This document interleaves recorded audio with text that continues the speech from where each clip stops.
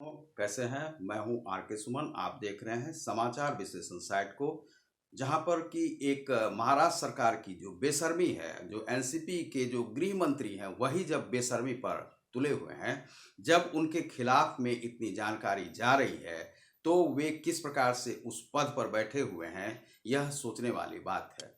यह अनिल देशमुख को सोचना चाहिए, वह किस प्रकार से गृह मंत्री के पद को सुशोभित कर रहे हैं अभी तक, और उन्हें बेशर्मी की यह हद होती है, उसी विषय में मैं आज बताऊंगा। दोस्तों, आपने देखा कि परमवीर सिंह ने उद्धव ठाकरे को एक पत्र लिखा है, और वह पत्र है कि उन्हें कहा जाता था कि 100 करोड़ की उगाही लगभग 1700 जो बार हैं, और इस प्रकार से उनसे 2 से 3 लाख प्रत्येक महीने में वसूली करने के लिए कहा जाता था। तो 1700 से आप समझ सकते हैं कि कितने पैसे वहाँ पर आते होंगे। इस प्रकार से अनेक जो वहाँ पर इस प्रकार से जहाँ जहाँ से वसूली हो सकती थी, सबसे वसूली करने के लिए 100 करोड़ का वहाँ पर कहा जा रहा था। तो यह जो है परमवीर सिंह ने कहा है। अब परमवीर सिंह की पूरी बात यह है कि वह एक संदिग्ध व्यक्ति है, उसके पत्र पर किसी भी प्रकार से भरोसा नहीं किया जा सकता है। लेकिन यहाँ पर अनिल देशमुख भी कुछ दूध के धुले हुए व्यक्ति नहीं लगते हैं। वे 100 करोड़ किस प्रकार से कह रहे थे, चूंकि यह एक्सटॉर्शन के रूप में जिस प्रकार से वसूली हो रही थी, या तो हो सकता है कि परमवीर सिंह स्वयं को बचाना चाह रहे हों और उद्धव सरकार को भी क्लीन चिट दे रहे हों कि आप सही हैं, और यहाँ पर देशमुख जो है सो वह गलत है, एनसीपी की सारी पार्टी गलत है, और एनसीपी अब किनारा करने जा रही है इस पार्टी से। तो यह भी जो है दिखाने के लिए परमवीर सिंह यहाँ पर लग रहा है कि पूरी तरह से अघाड़ी सरकार को बचाने में लगे हुए हैं। और चूंकि यहाँ पर दरअसल उन्हें सस्पेंड करना चाहिए, उन्हें अरेस्ट करना चाहिए, लेकिन उन्हें होम गार्ड के हेड बनाकर उन्हें भेज दिया गया है। यह एक गलत रीति की शुरुआत है। दरअसल कोई कमिश्नर जब इस प्रकार से आता है और पद पर बैठकर इस प्रकार से कार्य करता है, तो यह बड़ा ही दुखद है।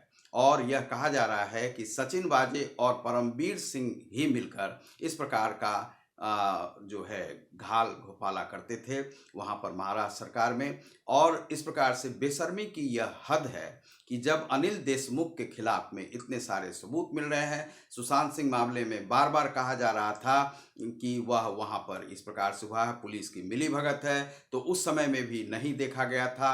अब जब सीबीआई भी चुप है और एनआईए वहाँ पर पहुँच गई है, तो अब सब में खलबली मची हुई है।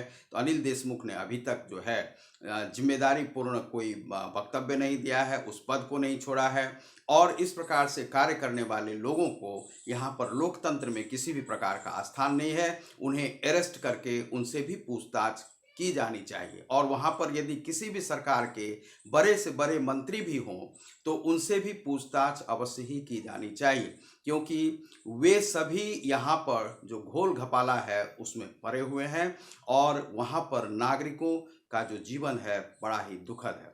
अब किस के कहने से वहाँ पर जो 3 साधुओं की हत्या की गई थी, 2 साधुओं की, तो वह जो है पालघर की जो घटना है उसमें भी इसी प्रकार के संदिग्ध लोगों का हाथ था। दूसरा जो यहाँ पर सुशांत सिंह की हत्या हुई है वह भी किसके कहने से हुई, उनके मनी कहाँ पर गए जो 17-18 करोड़ रुपए थे, तो यह भी यहाँ पर एक्सटॉर्शन के माध्यम से। चूंकि जो सचिन वाजे जो है उसके कार में जो है नोट गिनने की मशीन हमेशा रखी रहती थी, 4-5 कार उसके पास रहते थे, और जब कभी कहीं भी मर्डर होता था तो वहाँ पर वही व्यक्ति देखा जाता था। वह यह पुलिस की मिलीभगत से ऐसा होता है। पुलिस जो है, लोग दरअसल पुलिस पर एक विश्वास करते हैं, उस विश्वास का यहाँ पर नाजायज जो है सो फायदा उठाया गया है, यहाँ पर कत्लेआम किया गया है उस विश्वास का। तो इसीलिए यहाँ पर जो है सचिन वाजे के साथ, और जो वहाँ पर मंत्री के भी लोग जो जो उसे इंस्ट्रक्ट करते थे, उन लोगों के साथ सख्ती के साथ पूछताछ की जानी चाहिए, और उनका स्थान वहाँ पर सभ्य समाज में नहीं है, उनका स्थान जो है यहाँ पर जेल में है। और उन लोगों को के साथ जो है सो जितना भी निर्दयतापूर्वक जो डिसीजन देना चाहिए, चाहे फांसी की सज़ा हो, फांसी की सज़ा भी उन्हें मिलनी चाहिए जो लोग इसमें शामिल हैं। तो आप देख रहे हैं समाचार विश्लेषण को, जिस पर मिलता है टोटल समाचारों का विश्लेषण। बहुत बहुत धन्यवाद।